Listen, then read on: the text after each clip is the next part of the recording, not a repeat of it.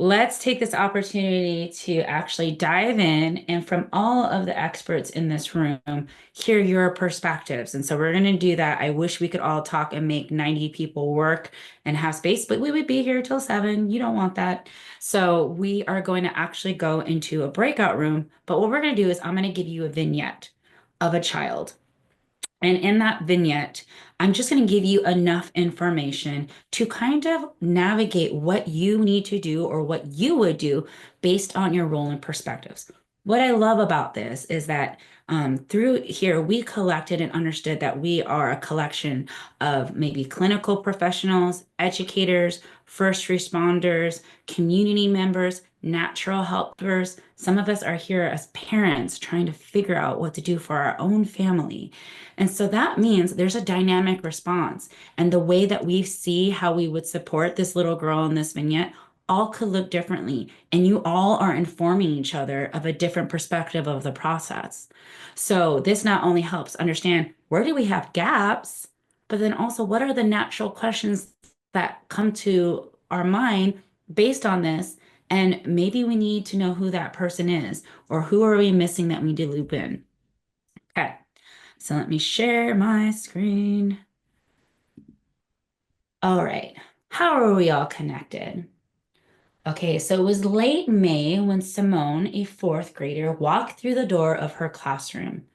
Simone had been absent for a few days and behind on her schoolwork.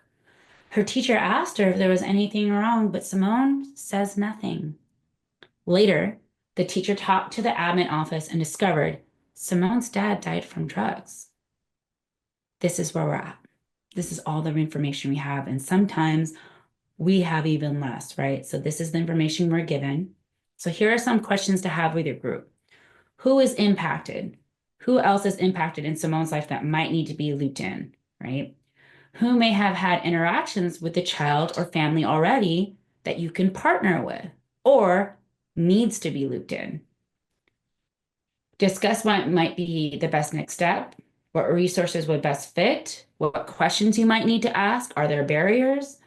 Who would you want to partner with? And then based off of that, what are some ways that you can support the child based off of this limited information? And what are some opportunities? So this is just an opportunity to explore Simone's information in a way that feels safe, in a way that helps us navigate maybe additional questions we have and maybe opportunities. Okay. So I will close this, but I will open this back up in the breakout rooms for the first 2 minutes, 3 minutes. We'll take 10 minutes to do that. We'll come back at 2:25, and then we can discuss what came to your mind. All right. So we'll do rooms of 5 again. Thank you, everyone, for coming back for one final time. How was that? Well, how was that for you? Was there things that were frustrating about that vignette, things that you recognized as opportunities, maybe barriers, or maybe more questions to ask? Feel free to unmute. I wanted more information. Yeah. That's my brain. I wanted to know more information where this child's background was. Were they rural or non-rural? Like in regards to that vicinity, were they DCSF kiddo, were they non-DCSF kiddo, and like be able to solve that and know more background information. But we had really good discussions in ours, but still, I personally would like to know more information. We wanted to know more as well. The investigator part of you. Yes. Good communication as well and good information. But I think we focused more on the barrier in the sense of, for some, they didn't understand how the teacher, maybe, or for all of us really, why would the teacher not know first? Well, in fact, I'm in the school system of 2nd through 5th grade right now, and often the teacher will be the last to know. And I think it's just that breakdown of communication between the guardian / foster mom or a parent. And again, this mom, if she's in the picture, is grieving. It says last few days. We don't know, did dad pass in those last few days? So obviously more information needed, but there is a breakdown often between the family who has the custody of the child and the teacher. And teacher may very well be the last to know in a situation like this, which is not good because they need to know quickly for that child in their classroom. But that's often how it works out. It's not an unrealistic scenario, right, Tammy? It does happen. Yes. What else? Reese. Yeah, I just put something in the chat, but it was a lot to type out. So I was like, I'll just pop on. But we discussed in detail, I was prompted with the question. So as a previous educator and now a community resource who goes into a school, so I'm not a direct teacher, what does that look like for next steps? And that was really interesting. I also pointed out that the teacher is normally either not told about it or they find out later. Most likely after the student has done something, maybe had an overwhelming emotional experience, and they're like, I don't know what's happening, and I can't support the child because they don't know what has happened. And then they realize what has happened and what they could have done. And all of that to say, some educators would go above and beyond, in my experience, in reaching out to the family saying, hey, I was notified of a loss in your family, keeping it kind of vague, not really being specific, but just asking how you can be of a support for the child and possibly the family, depending on what that looks like. It may be, I think she may need a couple more days at home. Do you have any work that she can do at her own pace, whatever that may look like? And that's as for the educator, right? Just what does that look like? Hey, I have some book suggestions to help the kiddo kind of understand this process. If you're okay with that, I can share those with you. As the community resource, I just have to empower the schools and the teacher to do that part so they feel comfortable that when you give my name as a resource or to say, hey, reach out to this agency and here's the person that you should ask for, this is what that looks like. And they're more trusting and not just offer, hey, here's some resources and you don't know what's going on. There may be more nuances, like we said, do that investigative work. Yes. Reese, I love all the different components, right? What is the immediate support that could be implemented in the classroom? The changes that we can, reaching out while maintaining confidentiality that this might not be something they can talk about. Often, so many times when I would respond to crisis response, we would be there because they knew there was initial need, but there was a limitation in what the family would share in addition. Sometimes we did not get to do the investigative work from that perspective, but then we had to implement care with the limited that we know. So that's where we lean into our social emotional tools, our capacity, regulating the options and creating those spaces. And then there's another part that can be more investigated and also create what are the policies we have to supporting families and children when we navigate this. I also recognize Shay, and then I'll go right to you, Kate, talking about the time of the year. That was intentional. It's May, school's ending. So what does that mean as far now on another transition and change, a routine is going to shift for her? And what does that mean for resources that you can do ongoing? Additionally, what else is right before May? It's June. There might be also dad died, Father's Day, potential activations, potential ways that that's going to impact her further. So what are certain things that we can pull in to recognize that that also can impede on Simone's process? All right, Kate. I think it's such a powerful reminder of why everyone needs trauma-informed trainings. I want everyone in our state to go through this training. It's so, so needed. But it's just as we think about circles of care, so many times it's those people outside of the box who become those first responders that we wouldn't have thought of. When my sister went through significant trauma, it was the lady at the front desk of the school, the bus driver, and the lady who served lunch, none of who had been through trauma-informed trainings, but they were those safe place people for her when, others in the school didn't see her. So you never know. So it's just a reminder that we can all, regardless of our position, be someone's safe place person that can change the whole trajectory of their life. Thank you, Kate. We had someone last time come and she was a bus driver and she attended every part. She was there all the way up until she had to drive the kids. And I loved that we were able to reach into those spaces. So I agree with you. I hope that they're all able to attend. And because that is true.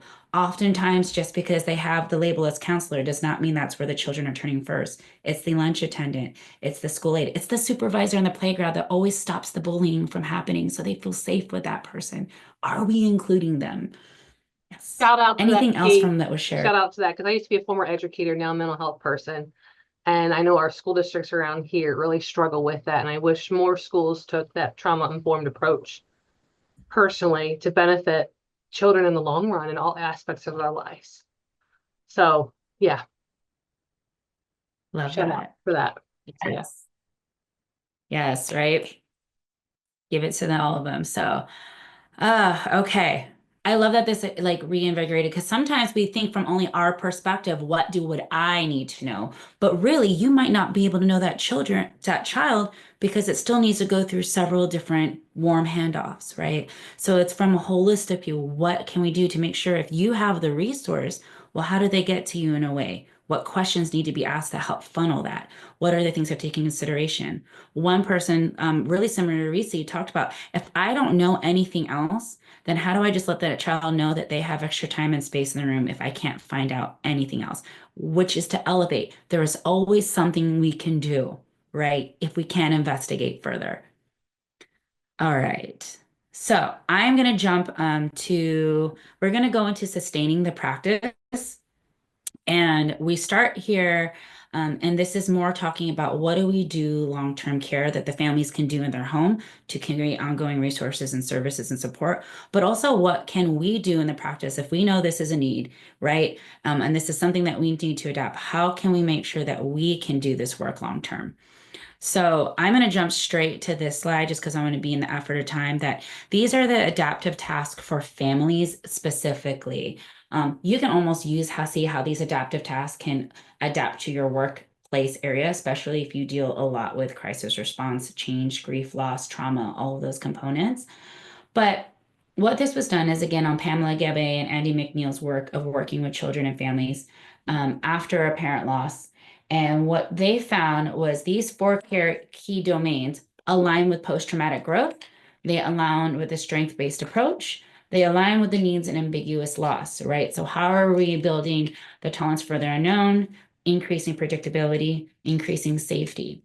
And so these are the four areas where you can help elevate tools and assess the tools families have and children have. So the first one is reestablish security and safety. For children who have been impacted by substance use disorder, as well as a death, there might be a lack of familiarity with predictability, but predictability is healthy to routine and environment, right? It's healthy to health towards healthy development. So how can we actually increase that where it incorporates safety from an emotional perspective, a physical perspective, and a psychological and mental perspective, right? So we have to take those all into factor.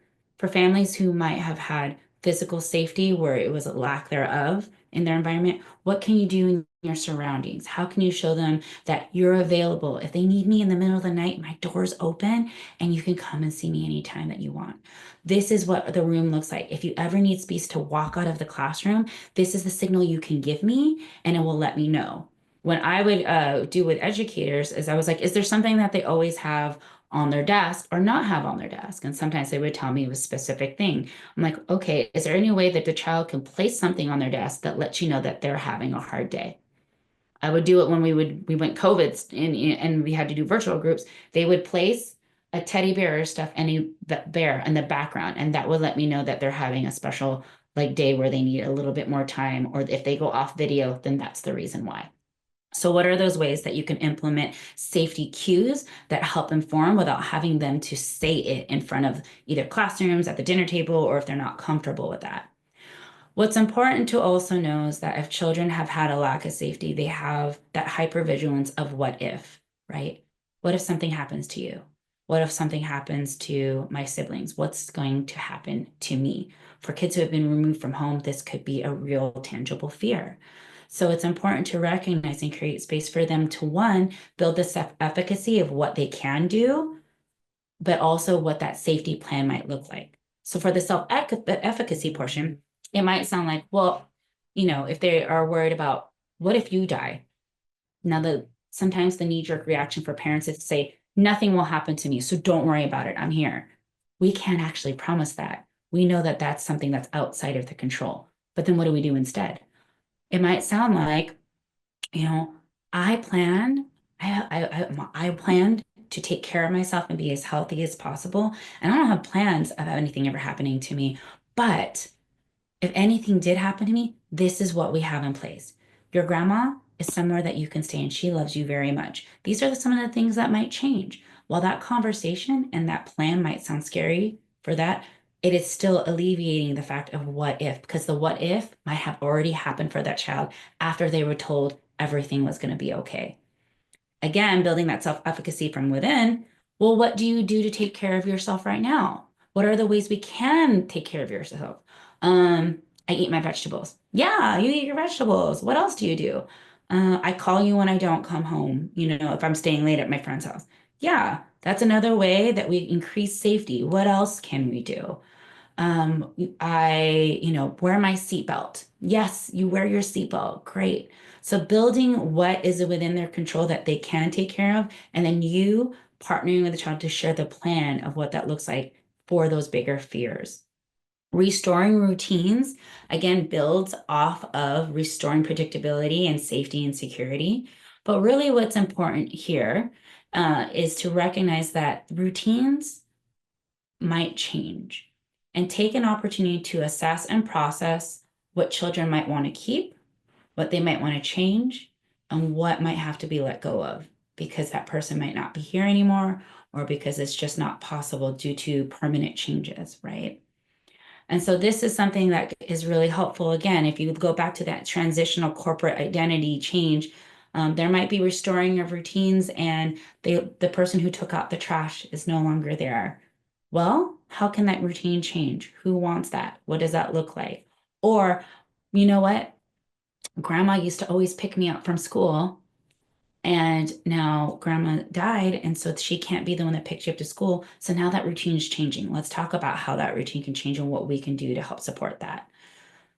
Affirm and maintain boundaries. So this is something that can be really difficult for caregivers to navigate, particularly if they have children that have gone through a lot, right? And so we recognize there's going to be an emotional response, sometimes some behavioral issues or some evidence of behaviors, but that are also not healthy or maybe unhealthy. But it's important to recognize that discipline and predictable consequences help reestablish safety and actually help with healthy development. So a way to do that is to keep them clear. Keep them clear, acknowledge where it's coming from first, and then be collaborative with the child as you navigate those boundaries.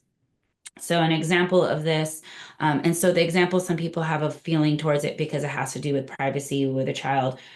This is just a real example that I was given, and I think it really does elevate the difference of how needs change after loss and grief. Is in this family, the rule was always all doors are open. All doors are open, and that way, everyone can be taken care of. There was no doors that were allowed to be closed. After dad died, that door, the child's door, wanted to be closed all the time. And mom was trying to reinforce the rule. Door stays open, door stays open, stays open. Come to find out over time in group, the daughter shared that she wanted to cry, she wanted to have these processes, but she did not feel comfortable and she felt too exposed when the door was open.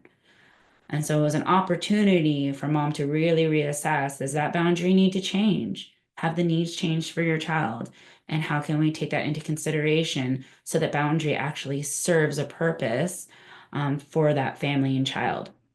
So that's an example of one, but to be collaborative because those boundaries could change based on their development, based on their needs, and how all these other impacts, all these other areas impact their grief and loss and adapt to new roles and responsibilities. So I gave a little bit with the example with the taking out the trash, but here is also just to be flexible and understanding that as they're taking on new roles and responsibilities, how can they role play that? Let's try it out for a couple of weeks. If you want to be in charge of this and this opportunity, helping them build this efficacy in their identity of what those new roles and responsibility, how does it lean into their natural gifts, natural skills?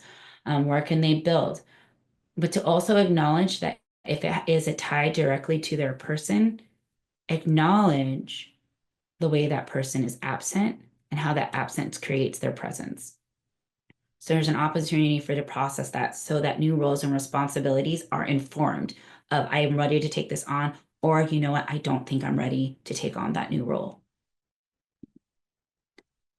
So when we look at this perspective, I want to fold in the me, you, we of the approach here, right? So many things that we do offer, we try and figure our way to the direct line to the child. But again, if we're looking at culture and all of these different perspectives, sometimes we don't have access directly to the child, right? And we have to recognize what can we either do for the caregiver, what can we do for the systems at play, but also what can we do for ourselves, right, in sustaining the practice. And so through doing this over the last 15 years, I've recognized that this is better time when I realize that I am doing all the things that I say that I'm doing. And I know when I'm out of whack and I'm not doing the same modeling that I'm hoping people are doing. So one, modeling is key. It's not just intervention, it's prevention, right? So if we have an opportunity to show through our behaviors, not only as educators, practitioners, but also as parents and natural helpers, if we're saying, I'm taking care of myself, they're taking care of yourself. So if you witness a parent who's burning out and is sharing about their burnout, what is the child witnessing? That means I can't stop either, right? We're a family that keeps going.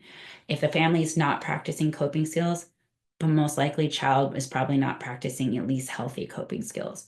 Or something that has happened quite often is I'll have a parent who comes to me and says, my child doesn't share with me. I don't see them cry. They don't talk about it, but I know something's up because their behaviors change completely.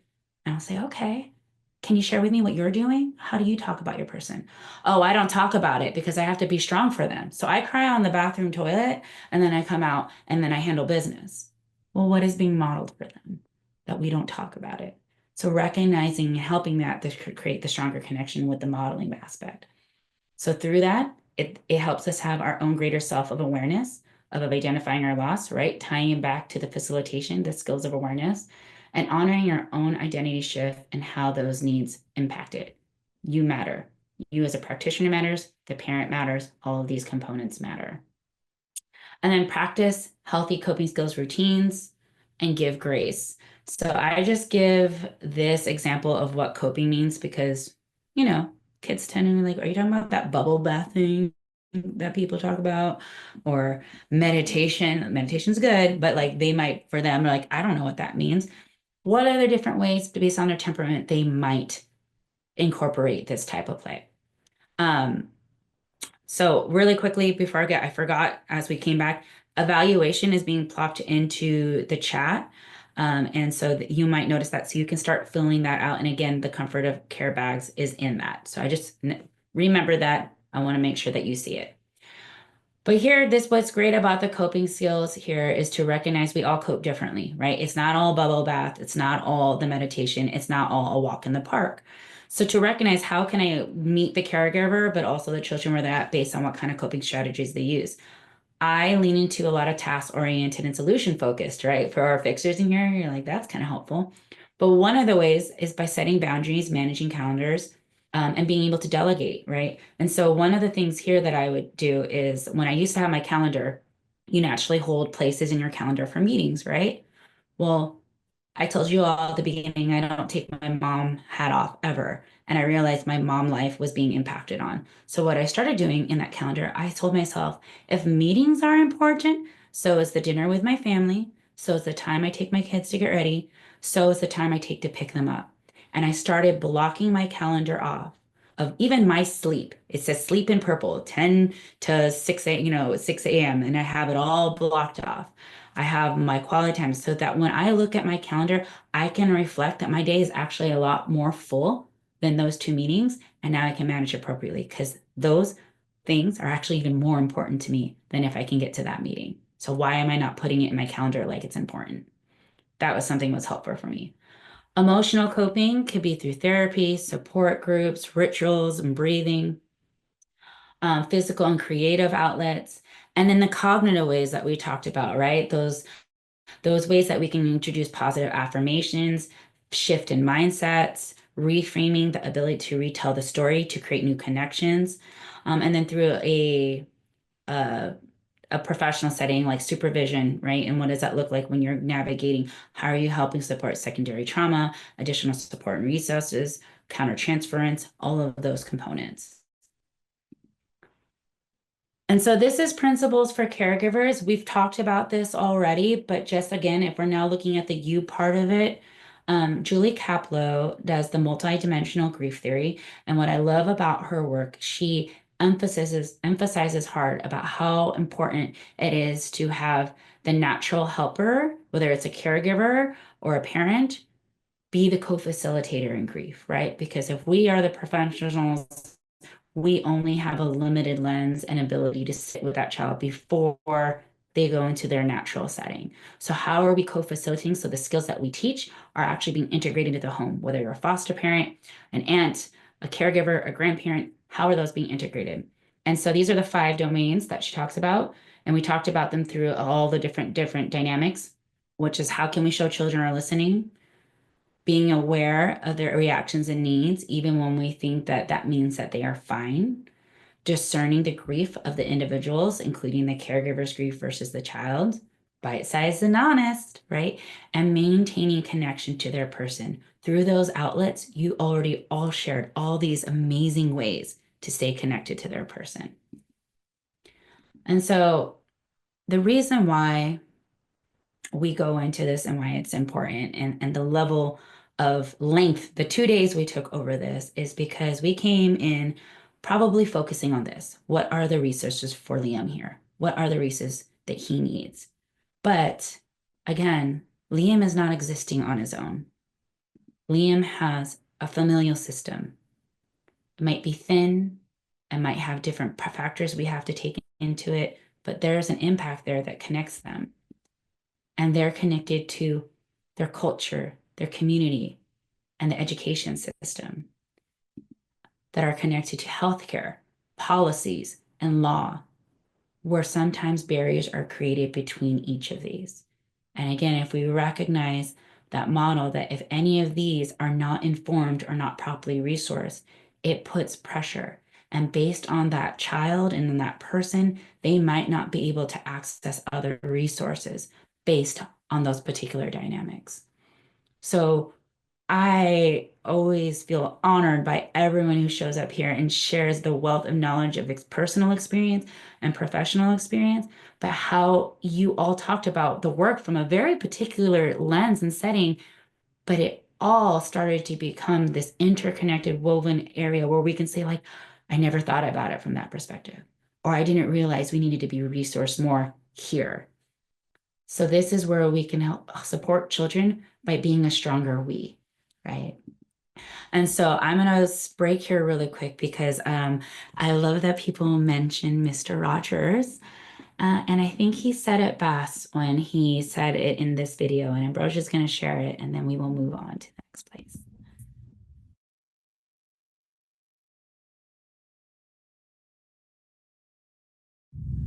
You know, my mother used to say a long time ago, whenever there would be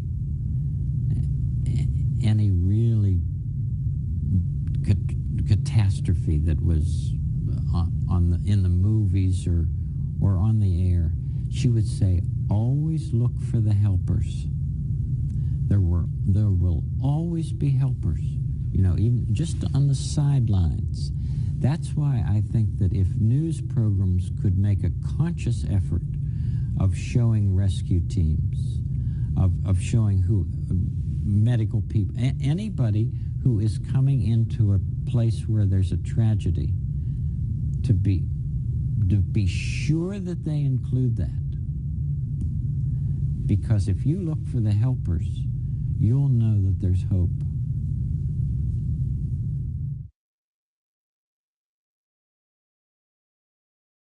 So as he says that, I look into all 91 of these squares, and I am so honored to be sitting in a room of helpers. This is active hope, not only just in these squares that you're here, but that means that you are having an influence in the area that you are at. And there's nothing more humbling. I'm so grateful to be sitting all with you in all your realms of expertise of who you are and what you do and the aspect of the work of the care that you do. Because when we asked adult children of substance use disorder, what would you want someone to tell you if you were little, if you came across a kid who's going what you went through? They said they want them to know that people want to hear them, that they're not alone. It cannot be your fault. And it's okay to not be okay. So in the chat, for a final little chat, if you had the opportunity to talk, whether it's to your younger self or a child who's going through this, what would you want to say to them? What would you want them to know?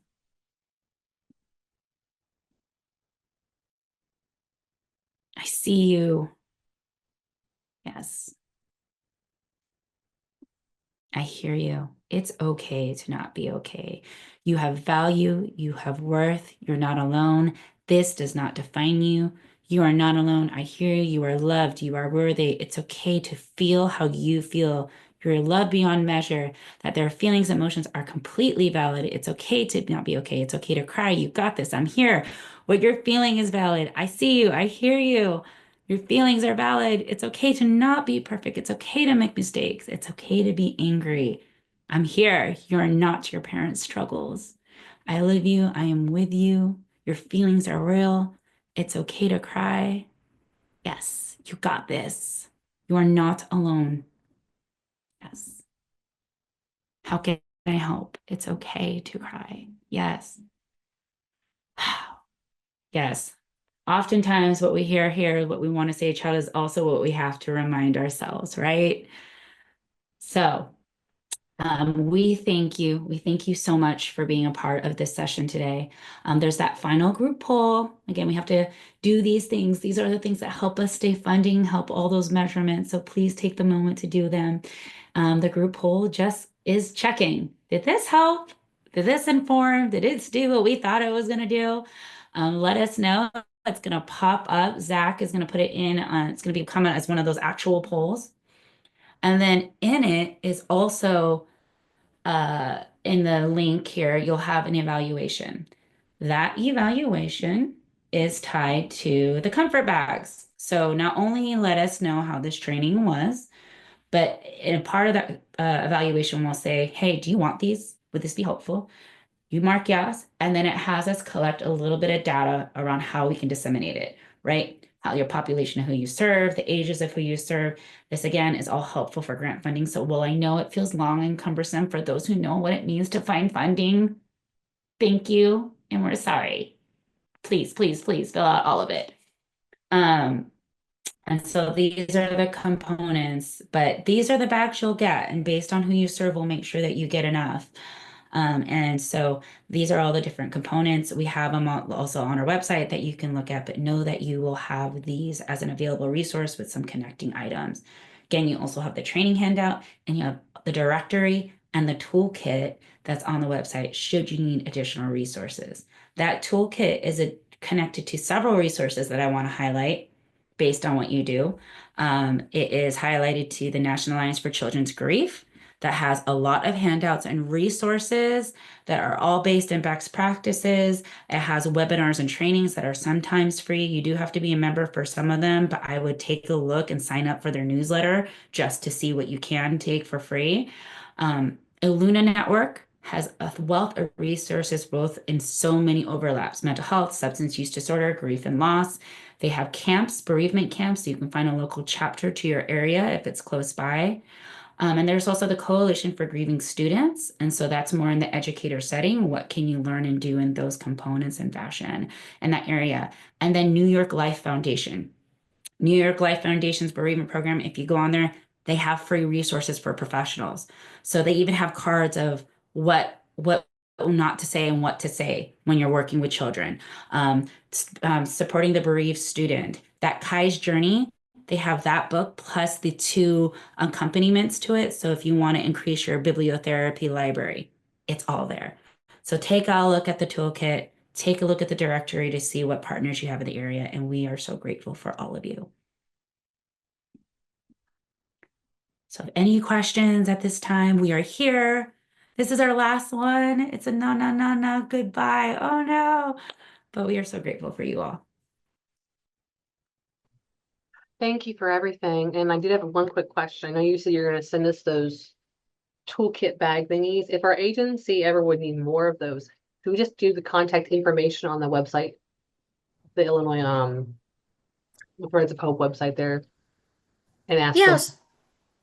Oh, sorry, Rose. Didn't mean to interrupt you. No, So you're your fine, Amber. question is about like the comfort bags Yes, and receiving those? yes. Yeah. So with the program, we were awarded funds to give out 14,400 of them. And so once we have given out all of those bags, our program will end at the end of June. And so once we give out the bags, we won't have any more to give out currently, but we do have on the website one of our tabs, like you can go onto the IllinoisFamilyResources.org website and you can see like the toolkits under a tab, the directory. We also have the comfort bags on there that lists some of the different items. And one of the things that we've kind of talked a little bit about internally is trying to maybe connect people or like having a little thing at the bottom where we can say, if you're interested in getting connected with like the creators, then we could send you guys their information if you guys have like the capacity to order more of those if you would like. That's something we can definitely do.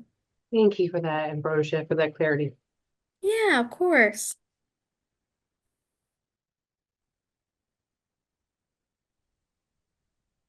I was muted, sorry. Since it's the last training, I just want to say a huge thank you to you, Jessica. It makes me so sad knowing this is the last one, but also just so thankful for you and just all of the lives that you've impacted through this training, and then all of the little lives and families that they're going to make a huge impact on. We're just so thankful to have you part of the Circle of Care team. So thankful. I definitely second that. It was a blessing the day I was given your name to get a hold of. Me too. Thank you. If I speak words, I might cry. So I'm just to say thank you. And tears are okay. Oh, I'm almost at that. I agree. Jessica, you're a very good speaker, and we appreciate you so much. Thank you, Sandy.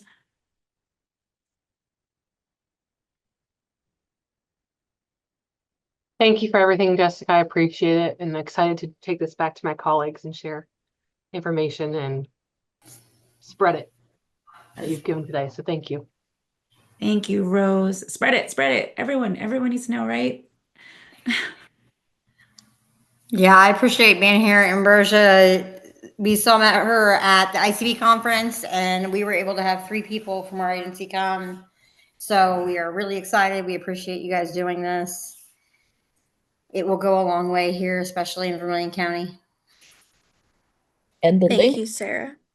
the links to the training will be available, so you can send them to everybody you know. Hey, Jessica. That's the awesome part. Yeah, I wasn't able to actually attend yesterday, and it was really nice that I could watch the recording and still see the chat, still see the interaction and stuff. It was really great. So Jessica, Ambrosia, Zach, we appreciate you so much. My gosh, you just give it all, and your whole heart. Yes, Jessica, your passion is contagious. Thank you so much. Oh, thank you, Alyssa. Will we be receiving the any of this? Yeah, in regards, we aren't sharing the PowerPoint slides, but we do have, I dropped it in the chat earlier. Let me drop it again. We have created a Google Drive with a bunch of our Circle of Care like resources. So we have the training handout in there. We have some other like educational flyers that we've created. So one is like 5 ways to guide a loved one through loss. We have some of our grief resource literature books in there. We've got our brochure. We've got like our toolkits and directory flyer that go into a little bit of detail on both of those. We also have some flyers in there that we created based on our peer listening sessions, our adult ones. And so some of the questions and then some of the answers that we got from those listening sessions. In the near future, I'm going to be adding some more of those from the adult listening sessions as well as through our youth teen listening sessions that we were able to do. And so we do have almost everything also translated into Spanish in that Google Drive resource folder. And so just keep a hold of that link if you guys have it. We'll continue to add anything else that we create with the project into that resource folder for you guys. We'll probably end up adding two whenever we finish our big like resource directory, resource guide that Zach is going to put together for us. We'll probably, if it will fit in there and if it's small enough to fit in there, we'll probably add that in there as well. Do you I know, hope that Rosie, you will be, in other words, things coming up or whatever, will you be staying in touch with those? You have our emails or yeah. anything out? Yeah, that's good. Yeah. Yeah, absolutely, Kathy. So, we do have like an email listserv email chain that we have going that we're going to make sure that following the end of trainings that everyone who registered or attended the training is added on to that resource lit or that email chain. So far, we've got about 1,300 people on it, but we're going to keep adding people, and that's where we'll send out any updates. And I think it's the same email chain for the Illinois Family Resource Center too. So you guys will receive. Nancy, if you want to Oh, I talk was about just all, going to say our goal would be to see that they receive all the information about the webinars and everything that we're doing outside of this project too, which will fit a lot of what you're looking for. It would be wonderful. I just want to say you guys you're life changers. So just know that. all of you are life changers by being here today. So thank you guys. Absolutely. To show you I what think we can do when we all get together for the kids and everything. It's amazing. And I got to hop truly. off here. Thank you guys so much for everything. Amazing group, amazing people. Thank you. Thank you, Amber. I have to give a shout out to you, Ambrosia. You've been herding us cats for like a whole like 2 months, and we all ran in different Yes. directions, and you managed to find us all the time. I'm so proud of you. Yes. I'm so grateful for you. Well, thank you. I'm grateful for the whole Circle of Care team. We all made it happen. Well, before I cry, I'm going to get off. So love to all. You guys are amazing. Bye-bye. Bye. Thank you, Kat. Hey, Ambrosia, I just want to tell you thank you. I was relentless with you. Let me tell you, wasn't I? No, I was so happy that you reached out to me, Christina, and I felt so bad it took me so long to get back to you. But I'm so happy you were able to join us. Well, you know what? I wasn't going to give up, and I'm like, you know what? I'm going to call and keep calling and keep calling and keep calling, and that's what I do. I may not text, but let me tell you, I will call. That I will love do. that. So, I no, love persistence. You know what? I really can tell you, I was shocked that I was even given off, that I was even able to take the 2 days off. I'm still shocked. But anyways, it was very, very nice. It was, it was good. But that's about it. I just have to say, you know what? Thank you. But this is something that I learned a lot from, and there was a few things that I didn't know. And hey, I mean, I don't specifically per se work with kids in that, situation, but I do have students that, the parents passed away, and I can relate to them, and they know about my situation and trying to make a difference. Anyway, so it was really great. Where's that other young lady? Let me see. Oh my God, where'd she go? Hold on. Zach, thank you. Thank you very much. Miss Jessica, thank you. And the ones that were in my group, the different breakout rooms, I should say. Thanks for listening. That's all. Well, thank you, Christina. Carly, and I will be in touch with you there, Miss Ambrosia. Sounds good. Thank you. And by the way, thank you to everyone that allowed me to fold my clothes while I was watching you guys. I Thanks. wondered what you were doing. Well, let me tell you, honey, that's the only time I get, obviously. Yeah. Anyways, thank you again, and you guys. Thank you. Bye. Bye. Bye, Christina. Bye-bye, honey. Good luck. So Thank long. you. Ahoy ho. Ambrosia, I just want to say real quick, it's Izzy. I was really sad about you switching jobs, but I'm really happy with where you are now. Oh, well, thank I you. understand where you got to go, and I'm really excited about it now because this has been an absolutely amazing training. Oh, well, thank you. We love hearing that. And I was so happy to see you on here, Izzy, because I was like, man, we even have people from Indiana on here. We're We making it do. outside of Illinois. I was so excited. Yes, thank you so much. Yes, thank you. I would like to thank Ambrosia and Zach and Jessica. I agree, this should be for everyone. What a blessing. I was fearful that I was going to miss yesterday morning because I had another training for half day, but I decided to pull off of that and just come to the full 2 days. I'm so grateful. So much information that I can take back and use in the school system. And so, and I think every training I go through, I apply so much to my personal life with my children, my grandchildren, and just our family as a whole. So I just appreciate it. And I think we're all just emotional at the end of this today, but I thank you so much for taking the time and share everybody who shared stories. And I take that to heart. And I think that I will carry that for a long time and hopefully help me help these kiddos better and those in my life. So I appreciate you so much. Thank you, And too.